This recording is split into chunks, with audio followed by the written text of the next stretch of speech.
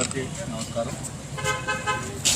ప్రపంచవ్యాప్తంగా ప్రసిద్ధిగాంచినటువంటి తిరుమల తిరుపతి దేవస్థానంలో లడ్డూ ప్రసాదం ఏదైతే ఉందో గత ప్రభుత్వంలో ఏ విధంగా కల్తీ జరిగిందో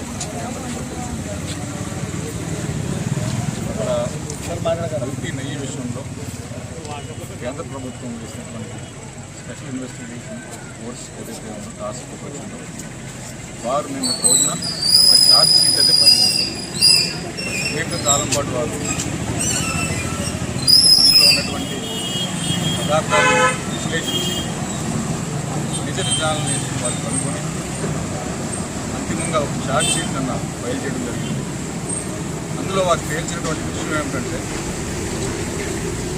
టీటీడీ వాడినటువంటి నెయ్యిలో అసలు నెయ్యే లేదని, పాల పదార్థాల్లో ఉండవలసినటువంటి ఏదైతే అసలు దీంట్లో లేనే లేదని, ఫ్యాట్ పదార్థం ఏదైతే మిల్క్ క్వాలిటీలో ఫ్యాట్ ఉంటుందో ఆ పదార్థం లేనే లేదని, మొత్తం ఈ నెయ్యి అంతా కూడా ఆయిల్తోని వివిధ టెక్స్చర్స్తోని అలాగే కెమికల్స్ ఏదైతే వాడారో కెరటిన్ అని అనేక కెమికల్స్ వాడి కృత్రిమంగా ఈ నెయ్యిని తయారు చేశారని చెప్పేసి వారు తెలియదు.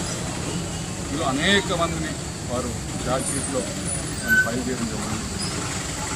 అంటే మానవులు చేసే పాపాల్లో ఆఖరికి చాలా పవిత్రమైనటువంటి దేవస్థానాల్లో కూడా ఇటువంటి పాపాలు చేస్తున్నారంటే మేమంతా కూడా సిద్ధపడుతున్నాం.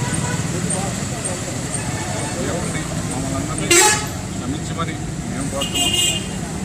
అంతేకాదు, ఎవరైతే తప్పిదాలు చేశారో, ఎవరైతే 5 ఏళ్ల పాటు పరిపాలనలో ఉండి ఆ తప్పిదాలని ప్రోత్సహించారో వారు కూడా ఎవరినే కాదు ప్రజల దగ్గర కూడా క్షమాపణ కోరాలని చెప్పేసి మేమంతా డిమాండ్ చేస్తున్నాం.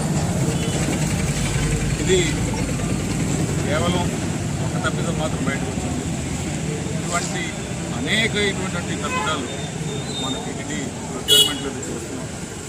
మన మళ్ళీ కొండవాళ్ళ విషయంలో దాదాపు 54 కోట్ల రూపాయలు అది కూడా స్కామ్ జరిగింది. ఇటువంటి ఎన్నో ఉన్నాయి.